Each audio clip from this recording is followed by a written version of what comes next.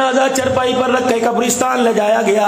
ادھر میرے عزیزو مولوی صاحب کہہ رہے ہیں نیت کرو جی صفحے درست کر لو, 4 تکبیر نماز جنازہ فرض کفایہ ثنا واسطے اللہ تعالیٰ کے. اللہ فرماتے ہو مولوی صاحب داڑھی رکھ کر نماز کا نشان سجدوں کا تیرے ماتھے پر پگڑی باندھ کر نقشبندی قادری چشتیوں کے تو جھوٹ نہ بول, یہ بولتے ہیں بولنے دے.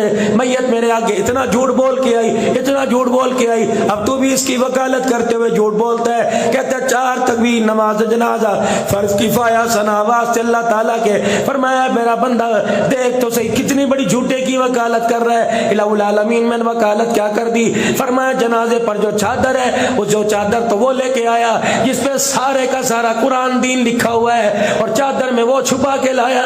مجھے میری کبریائی کی قسم جسے کلمہ بھی پڑھنا کوئی نہیں آتا ہے.